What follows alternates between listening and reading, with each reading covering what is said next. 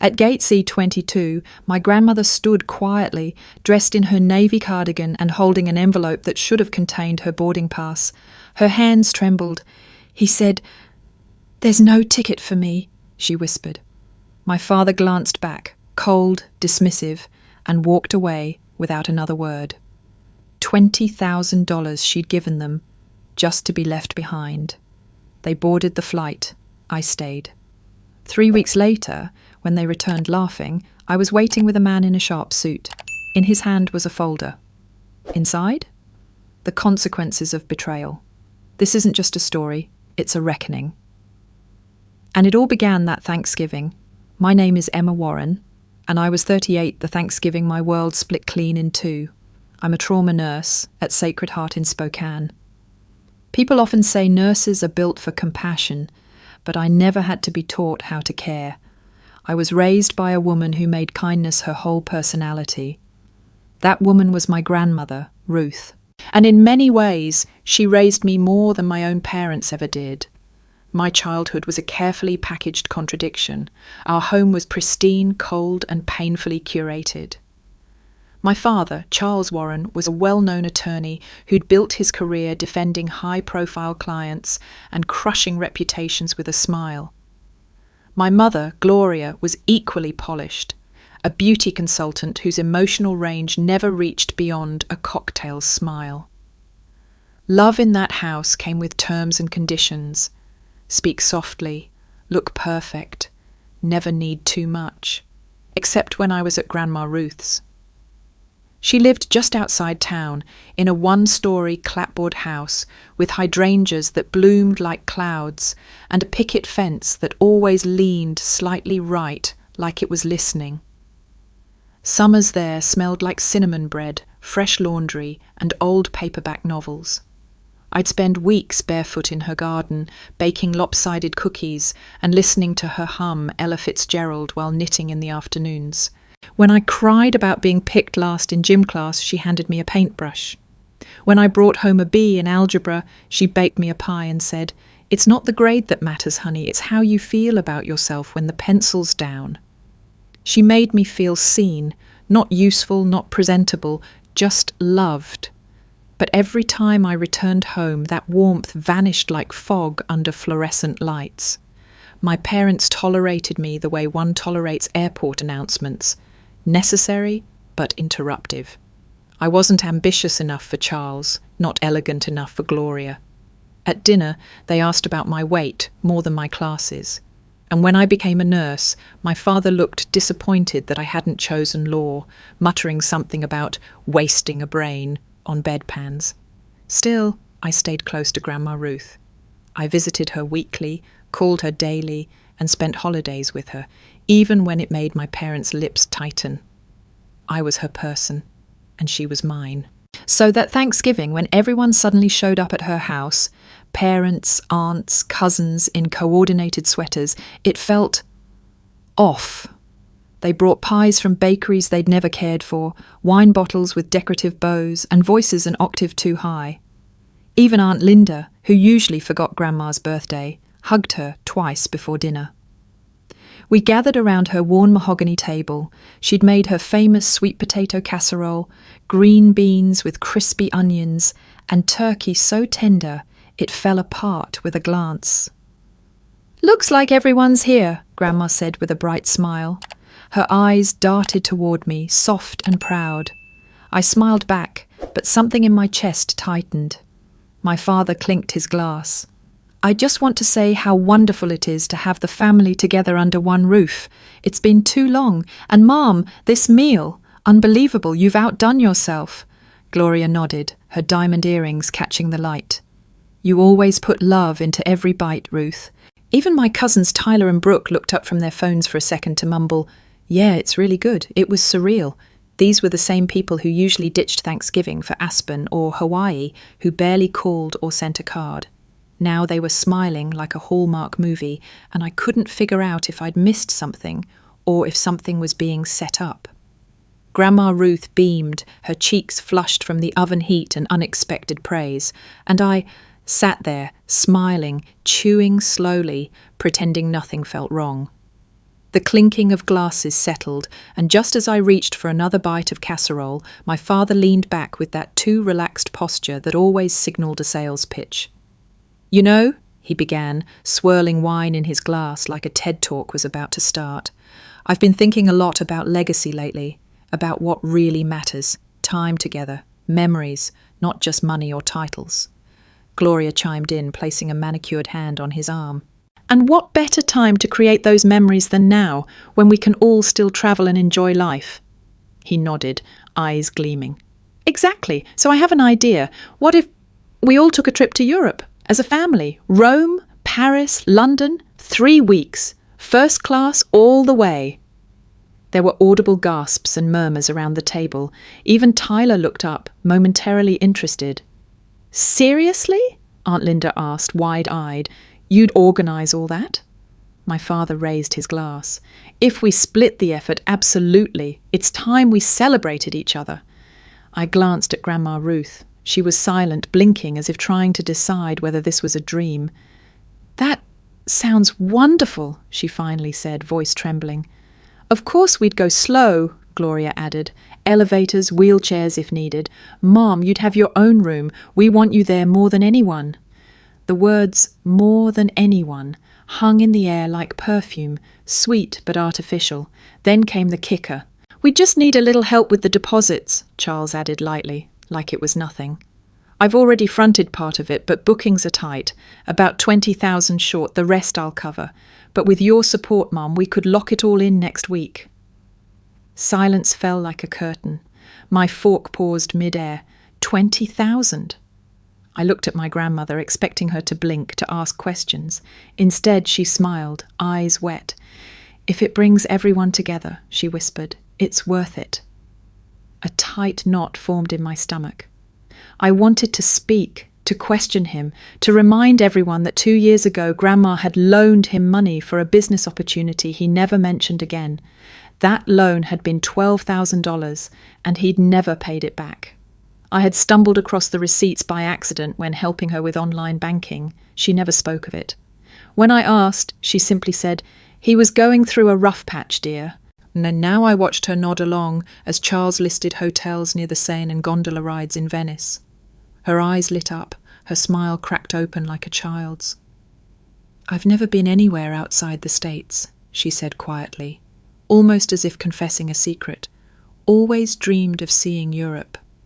And there it was, the crack in the armour, the lonely place inside her that still yearned to be included, to feel needed, chosen.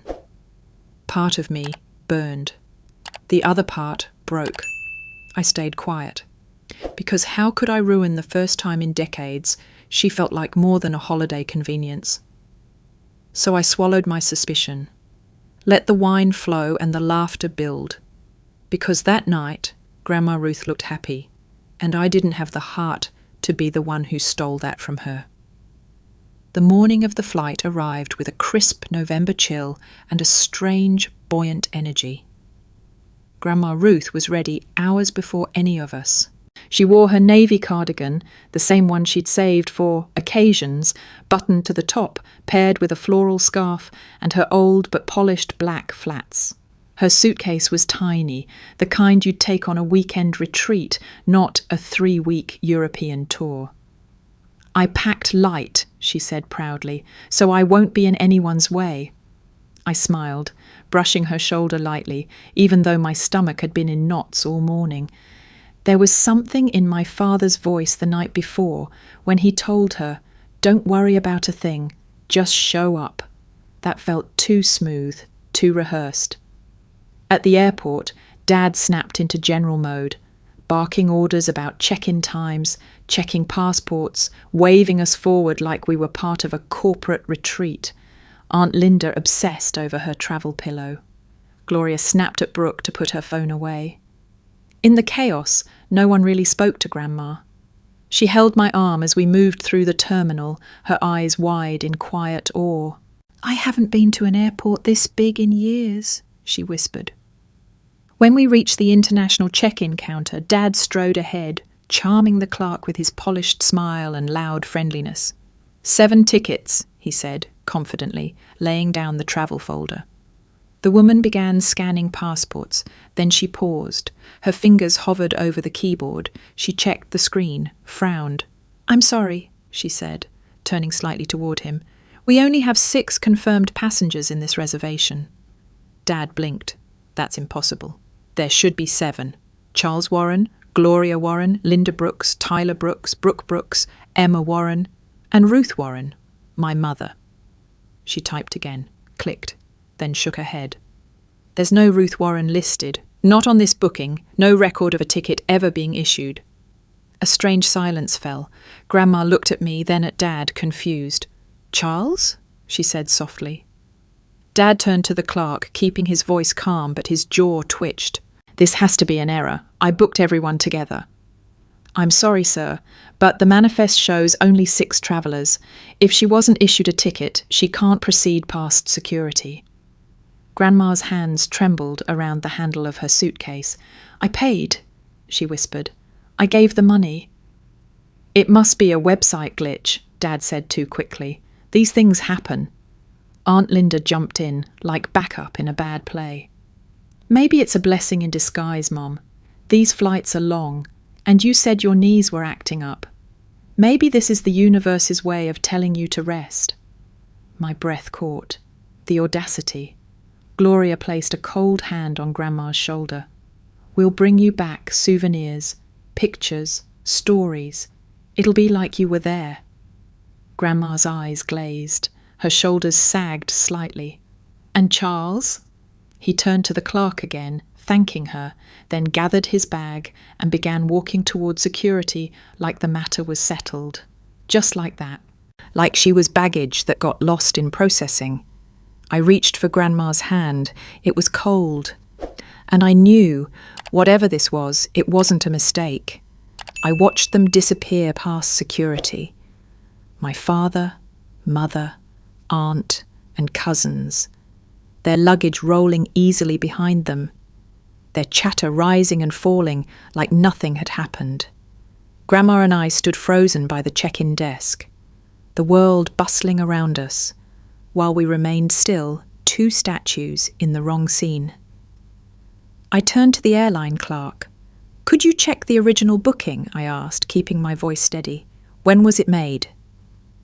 She looked hesitant, but after glancing at Grandma's trembling figure, she nodded slightly and clicked a few times on her screen. "The reservation was made 22 days ago," she said, "and only 6 tickets were ever purchased. I'm sorry, her name was never on the list." My breath caught. So it wasn't a glitch, it wasn't a mistake. They never intended to take her.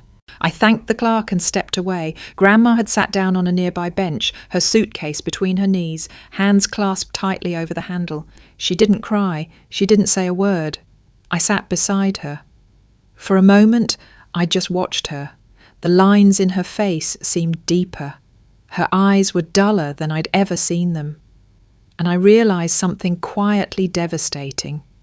She wasn't shocked. She was used to this. "Grandma," I said gently, "I'm not going." Her head turned slowly, eyes wide. "Emma, no, you've wanted this trip for so long. Don't give it up for me." "It's not a vacation if it starts like this." She looked down at her lap, and her voice was barely a whisper. "I really thought, maybe this time." "I know," I said, reaching for her hand. We didn't speak again until we were back in the car. The drive home was a blur of grey sky and radio static. The heater clicked softly in the silence. Grandma stared out the window the whole time, her lips pressed together like she was holding something back. Maybe words, maybe tears. At home, she went straight to her armchair by the window, sat down, removed her shoes, unzipped her suitcase, and began unpacking, slowly, one item at a time. Folded sweaters, her pill organizer, the passport she'd renewed for the first time in 30 years. I hovered in the doorway, helpless. When I returned with a cup of tea, she was holding a faded photograph. Her and my father on a beach, decades ago. Her expression in the picture was young and fearless. The version of her I'd never known. I really thought they meant it, she said, not looking up. I sat beside her and took her hand. She didn't cry, and somehow that was worse. That night I couldn't sleep. I sat at Grandma's dining table with my laptop open, a blank document glowing dimly, cursor blinking like a heartbeat. I wasn't sure what I was looking for at first. Closure? Justice? A way to make sense of the betrayal? Then my fingers began to type. Elder Financial Abuse Laws, Washington State. The search results flooded in. Statistics, warning signs, hotlines. I read article after article, my stomach tightening. Words like exploitation, undue influence, coercion. The more I read, the more my disbelief hardened into clarity. This wasn't just immoral, it might be illegal. I clicked through a government site and found a name, David Lennox, a local attorney specializing in elder law and financial protection. His bio mentioned a background in social justice and dozens of successful restitution cases. I stared at his contact page for a long time before dialing. Lennox Law, this is Amy, a woman answered. I need to speak to someone about a possible elder financial abuse case, I said. Her voice softened instantly. Can you tell me a little about the situation? I did, short, cautious, but enough. She scheduled a home visit for the next afternoon. When I told Grandma, she didn't say much, just nodded and asked if she should make tea. The next day, David arrived. He didn't look like I expected. No cold suit or briefcase. He wore jeans, a navy blazer, and a gentle expression like he knew this wouldn't be easy. He shook Grandma's hand like she was royalty, then sat across from her, notepad in hand but barely glancing at it. Mrs. Warren, he began softly. Emma shared some of what happened. I know this isn't comfortable, but I want to make sure you understand what was done to you, what's been done, is not just painful. It may be a crime. Grandma looked down at her teacup. They're my family. And that doesn't make what they did right, he said evenly. They requested money under false pretenses. They promised inclusion, then abandoned you. That meets the legal criteria for financial exploitation under state law. She hesitated. It wasn't the first time, she whispered. David and I both leaned forward. I loaned Charles money years ago, she said slowly, for his firm, then for a property deal. Said it would come back tenfold. I never saw a cent. He always said, next quarter, Mum. Then it stopped coming up altogether. Twist, sharp and brutal. David nodded, scribbling notes. Do you have records, bank statements, emails? I think so. Emma handles most of that now. I felt my pulse thrum. I'll get them. As I rose, Grandma looked up at David. I don't want to cause trouble. You're not, he said gently. You're standing up for yourself. For the first time in days, she blinked as though waking from a long, cold sleep. I spent the rest of that day combing through Grandma's old records, sorting through dusty folders, bank envelopes, and faded post-it notes stuck to statements. She'd kept everything, neatly filed, meticulously labelled. It was both a blessing and a heartbreak. Near the back of her bedroom closet, in a metal box labelled Household Expenses, I found it. A series of documents showing repeated transfers from a joint account, one shared between her and Charles. Twist. Not a loan, not a one-time emergency, a steady siphon. 12 transactions over 6 years, each marked as business support or firm equity. Some were as high as $8,000, others smaller, all one way. I brought the copies to David the next day. He reviewed each one slowly, then looked up, his face tight with restraint. This isn't just misuse, he said. It's pattern-based, sustained. He knew exactly what he was doing. He used her, I said, heat rising in my throat. David nodded. And because it's a joint account, he masked it under the guise of access. But she didn't initiate any of these withdrawals, right? Not one, I said. Grandma sat quietly in her chair, hands folded. I turned to her gently. Did you ever sign anything with him, any agreements? She shook her head. No, I just trusted him. He said it was for the family. I exhaled slowly. That's not family, that's fraud. David leaned forward. Mrs. Warren, if you're comfortable, I'd like to build a formal case. I'll need permission to request records from the bank, including any call logs or confirmations. Also, we'll need a witness statement from the airline agent who saw what happened at the gate. Grandma's eyes flicked between us. Her voice came soft and strained. They're still my children. I know, I said, kneeling beside her, but you're my family, and you deserve better than this. She looked at me for a long moment, then turned to David. What do I need to do? He smiled gently. Just be honest. We'll handle the rest. That afternoon I drove us to her local branch. Sharon, the bank manager, had known Grandma for years. When we explained what had happened, her face went pale. She printed every statement we asked for and even found a recorded call from Charles confirming one of the larger transfers. Back home, David scanned everything into a secure folder on his laptop. We built timelines, named accounts, gathered corroborating evidence. Every new piece made it harder to breathe and easier to act. For the first time since that awful morning at the airport, I felt momentum. Like maybe, justice wasn't a myth. It was something you built, layer by layer, brick by brick. The morning of the confrontation, I told Grandma I had errands in town. She didn't question it, just handed me a short grocery list and asked if I could grab a new pair of gardening gloves if they were on sale. I smiled, kissed her forehead, and promised I'd be back by lunch. David was already waiting at the airport when I arrived, standing by the arrivals gate in his charcoal grey suit. He looked calm, the kind of calm that unnerves people more than rage. In his hands, he held a simple manila folder, the one we'd spent days filling with dates, documents, and quiet truth. The flight from Paris was scheduled to land at 10:42 a.m. I knew this not because someone told me, but because of a discovery I'd made 2 nights prior. While helping Grandma set up her old iPad, I'd remembered my mother had once used the same Apple ID to access a shared travel calendar.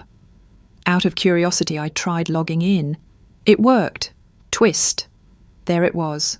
Bookings, hotel confirmations, even dinner reservations in Florence, all neatly catalogued and time-stamped.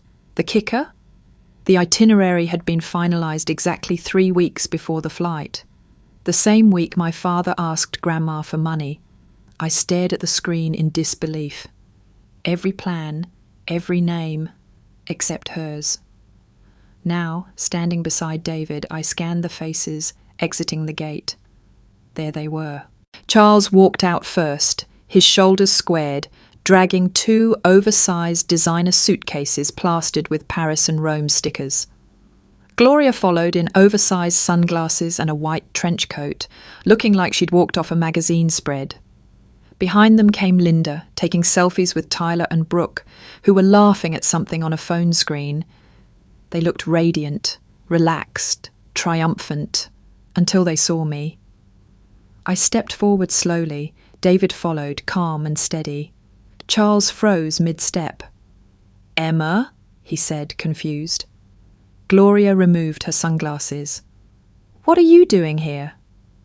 David reached into his folder, pulled out 2 stapled packets, and handed one to Charles, the other to Linda. "Charles Warren, Linda Brooks," he said formally. "This is for you." They both stared down at the documents as if they'd been handed subpoenas written in another language.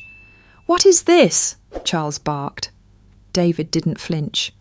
"Legal notice of investigation. Allegations include financial exploitation of a vulnerable adult, pending civil restitution, and inheritance suspension." The colour drained from Linda's face. "You can't be serious." David raised an eyebrow. "Quite."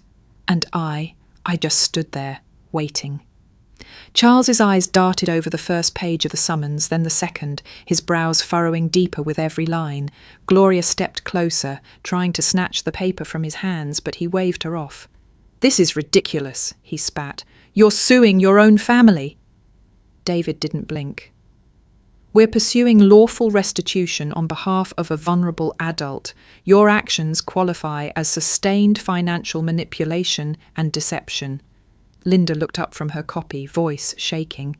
She gave us that money willingly. She wanted us to go. David reached into his folder and pulled out a printed page. This is a transaction record showing a $20,000 transfer from Ruth Warren's account to yours. No contract, no repayment plan, no shared booking, only 6 tickets purchased, none in her name. Charles straightened his shoulders. You have no idea who you're messing with. I have friends at the district court. Twist. David took a step forward, unshaken. And I have a signed statement from the bank manager, a recorded phone confirmation of a fraudulent transfer, and a written account from an airline employee who witnessed the incident at gate C22. He leaned in slightly. Try me. Charles opened his mouth, but nothing came out. Gloria hissed, This is Emma's doing. You've always been ungrateful, dramatic. You're punishing us because you were never the favourite. That stung. But I didn't flinch. Instead, I looked her straight in the eye. I'm not punishing anyone, I said. I'm protecting the only person in this family who never made me feel like I had to earn love. Silence. You could feel the shift, like oxygen being sucked out of the terminal. I'm not the one who left a woman in her 70s sitting at an airport with a fake envelope and a suitcase full of dreams, I continued.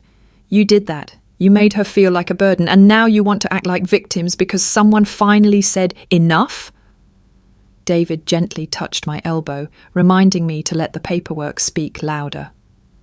Charles's voice dropped to a low, bitter tone. You've just made a very expensive mistake. David handed him one final document. This includes the temporary suspension of all inheritance claims tied to Ruth Warren's estate, pending court review. You'll receive further communication within 7 business days. Linda dropped her packet. Brooke bent to pick it up but froze halfway. We should go, Gloria muttered. For the first time in my life, I saw something unfamiliar in my parents' posture. Not arrogance, not indifference. It was fear. They turned and left without another word, and David and I stood in the stillness of their absence. The mediation hearing was scheduled for the following Thursday at the Spokane Civil Court. David and I arrived early, carrying a folder thick with evidence and a quiet, simmering resolve. We waited and waited, but Charles and Linda never showed. At exactly 10:45 a.m., the judge, an older woman with wire-rimmed glasses and a no-nonsense tone, looked up from the empty chairs and said, This court takes non-appearance as a forfeiture of participation. The respondent parties have declined to engage in resolution and therefore will proceed with a default judgment. She turned to David. Councillor Lennox, please present the summary. David stood, calm and precise.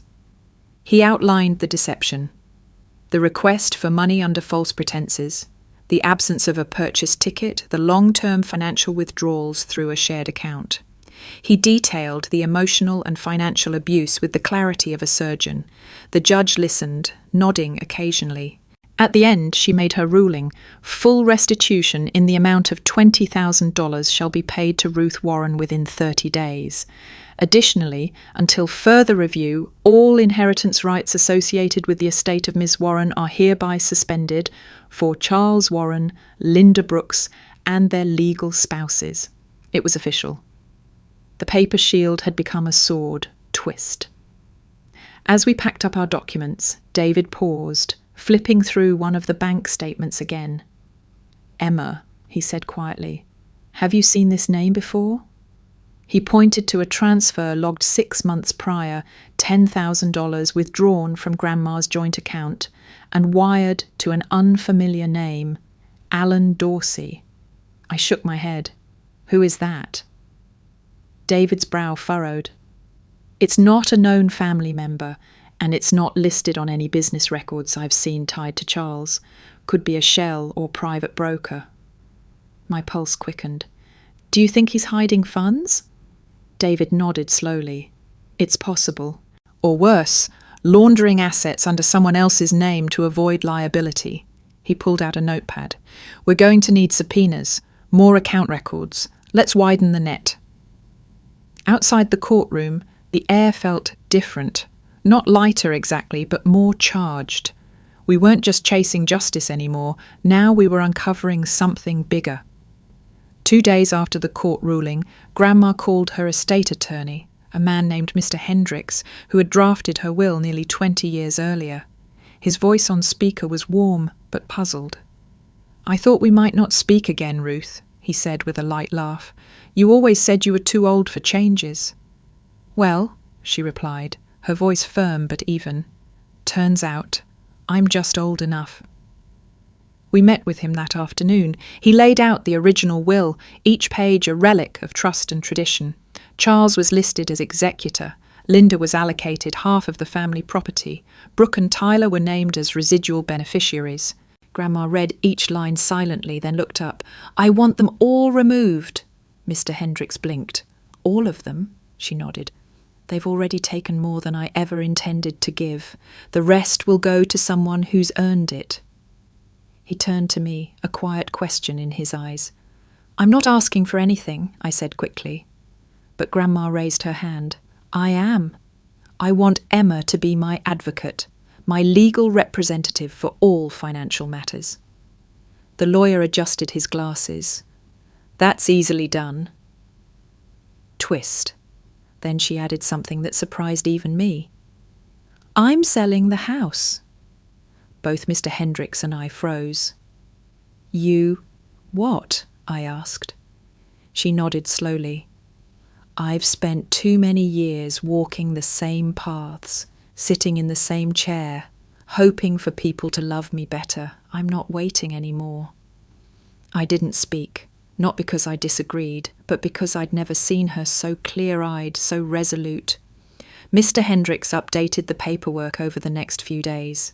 With each signature, Grandma looked lighter, like shedding old weight.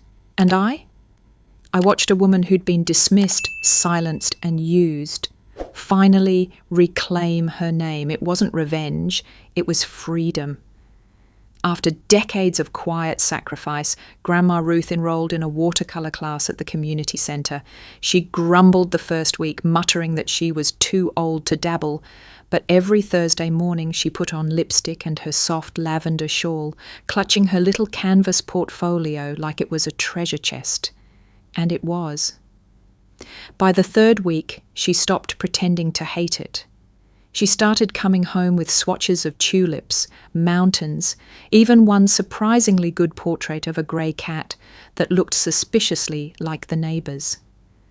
I watched her transform, not just smile but beam. She was lighter, laughing more, humming again while she cooked.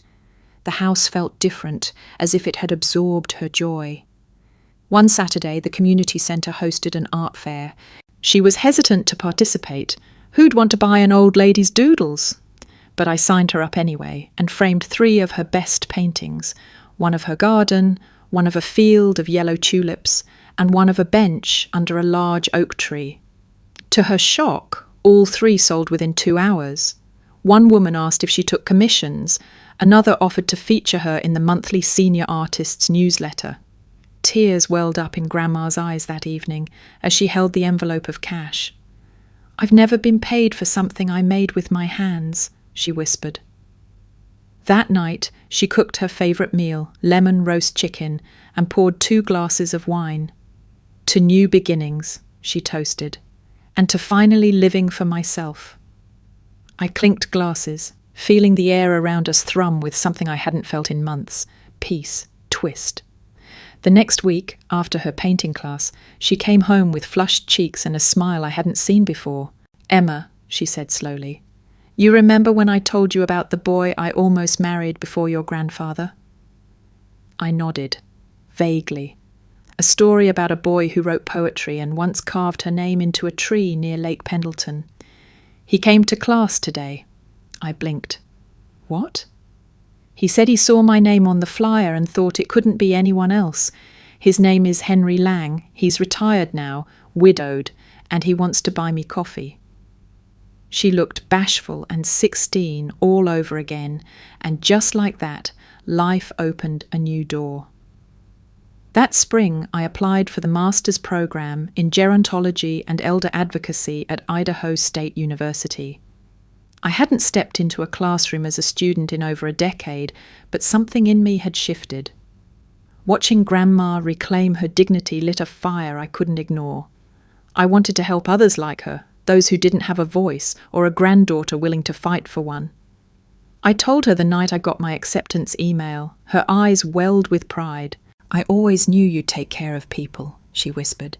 "I just never imagined you'd start with me."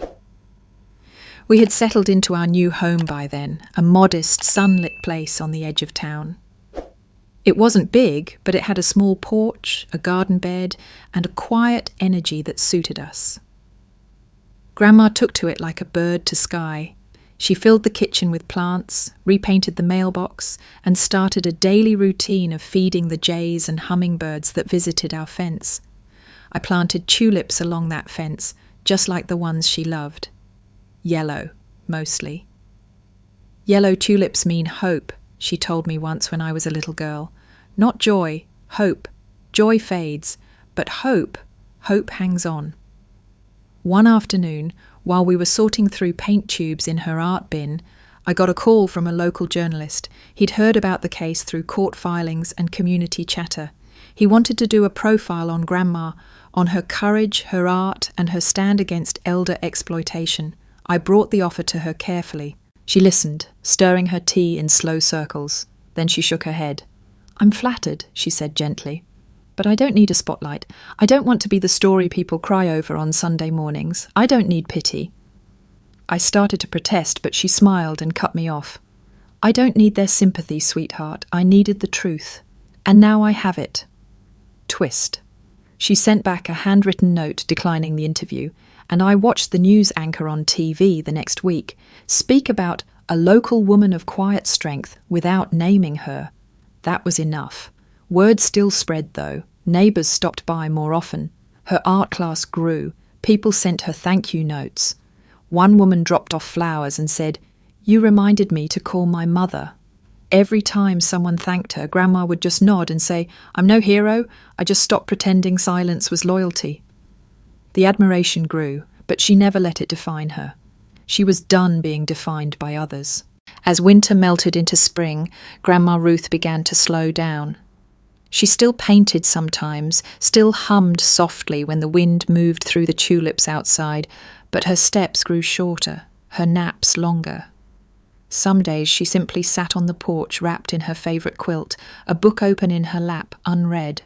I noticed the difference in subtle ways. She stopped baking. She left more than one paintbrush unwashed. Her laugh was quieter, more like an echo than a melody, but she never complained, not once. "I'm just a little slower these days," she told me one evening, her voice like a breeze. "But the tulips will come back soon, won't they?" "They always do," I whispered, brushing a strand of silver hair behind her ear. She nodded, eyes drifting closed. "That's all I need to know." The following week she didn't come to breakfast. I found her still in bed, curled slightly on her side, the quilt pulled to her chin. She looked peaceful, serene, like she was dreaming about something kind. But she wasn't breathing. My legs nearly gave out. I sat beside her and took her hand. It was cool, but not cold. Her expression hadn't changed. It still held that faint smile she often wore when listening to rain. Twist. On her nightstand was an envelope, handwritten in her slanted script. "To my Emma, my beginning, my witness." I opened it with shaking fingers. "Dearest girl, if you're reading this, then I've finally done what I always promised. I went gently. No machines, no drama, just peace. You gave me that. You gave me the courage to stop waiting for love to come knocking and instead plant it myself. You made me brave.